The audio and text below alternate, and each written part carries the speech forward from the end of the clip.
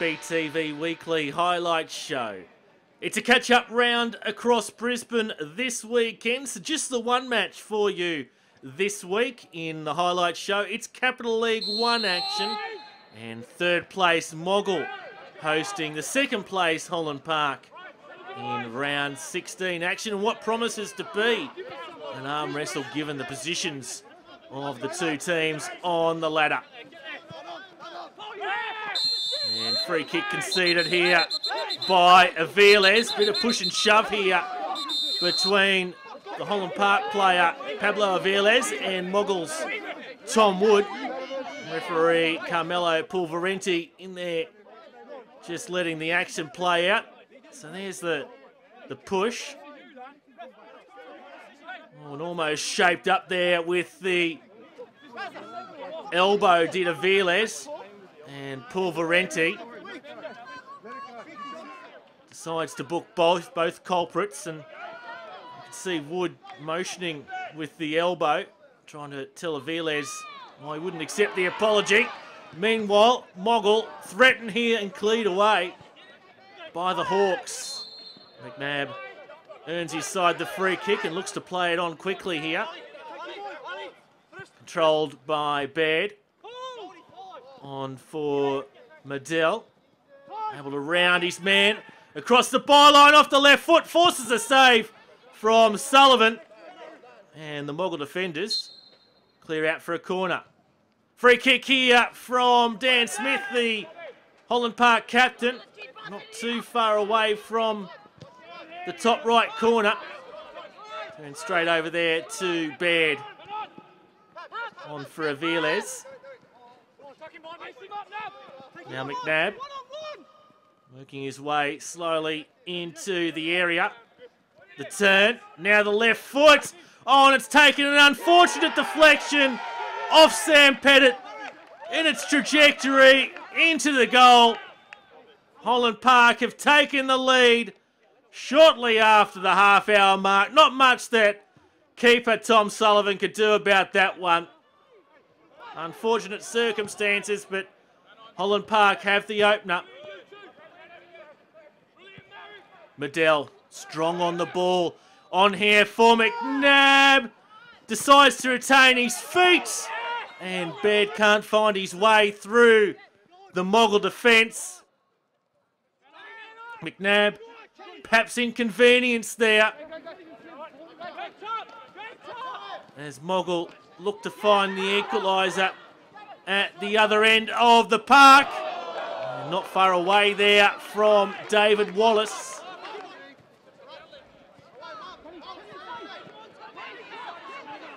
And again, another incursion into the box. That Moggill player goes down. Hard to pick out the Moggill numbers. They keep the ball alive though. Will they get a second bite of the cherry? Easy collect for Radovanovic there in the end. And let's take a look at this decision. And referee Carmelo Pulverenti in good position to judge that one within metres away of the incident. And again, Holland Park threaten. And it is the second goal of the night for the visitors.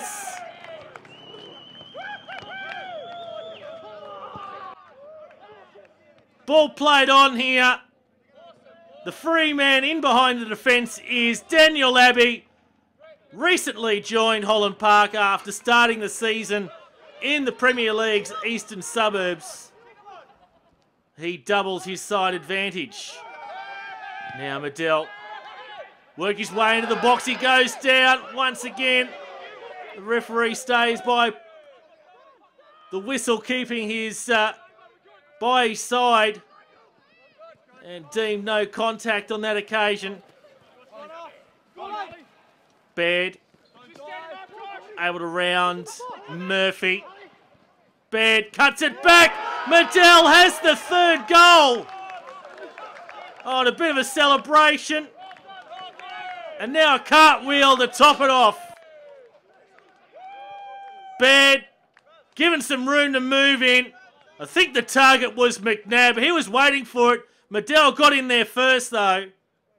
And Holland Park comfortably lead this at the turn.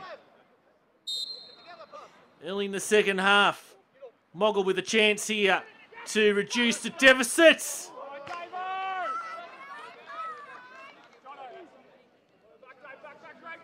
Free kick here from Smith. Now it's Moggill with a bit of room to move in. Spence was hassled there by McNabb. Paul Valenti playing good advantage. And he tried to let the play flow there, but in the end, gives away the free kick. That one's over the wall and into the top left-hand corner. Great strike there. And Moggill have reduced the deficit to 2. Thanks to Tom Wood. Radovanovic, not a lot he could do about that one. So Moggill looking to make a game of this. Now it's Moggill again. He's got McNabb inside him. Moggill spurns that opportunity.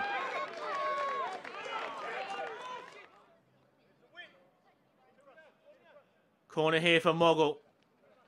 Over the head of Radovanovic. The clearance off the line by Marv Breton.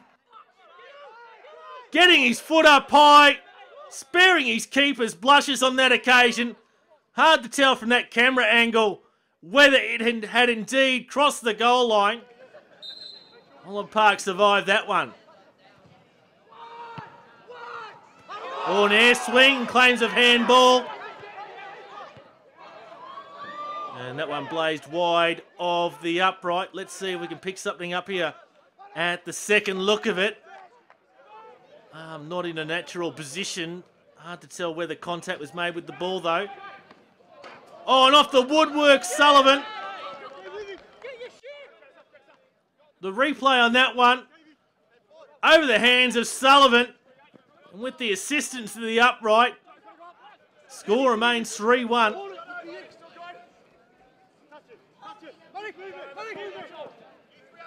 Moggill.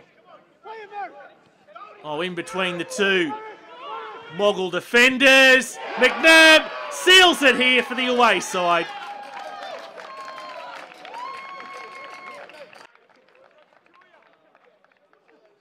Well, Marek Mardell must be close to getting our nod for man of the match in this one.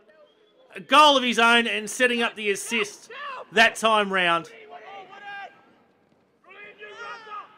And Holland Park look to have all 3 points wrapped up here, but in the background, some concern being shown here for Mark Rasmussen.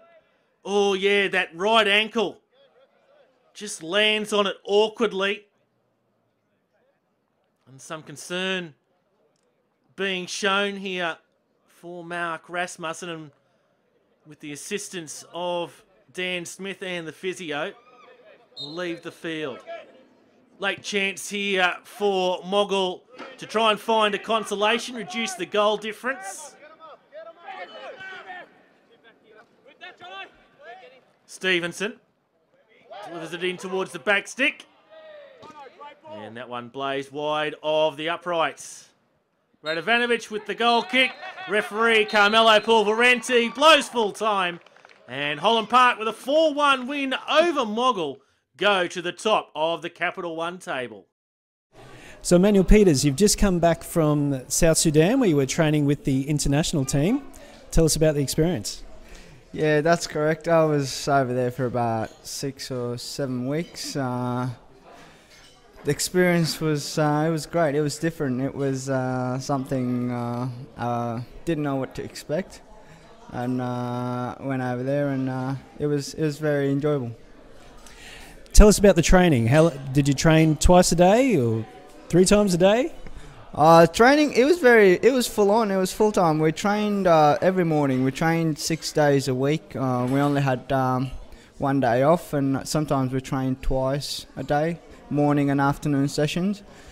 And yeah, but mostly we trained in the morning. And I understand that you were playing for the South Sudan team, but you were personally born in North Sudan.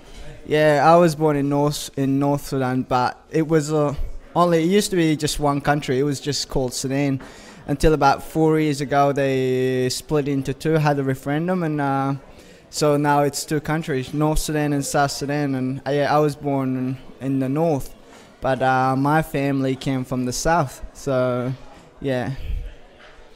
And you left the squad early, and you had a flight scheduled to come home, is that right? No. I came back with the squad together. We went 6 of us from here, but one of us came in early because they got an injury. But I stayed there for the whole through the camp, and after the game, the first qualified game, and then we all went back to our clubs, and I came back here.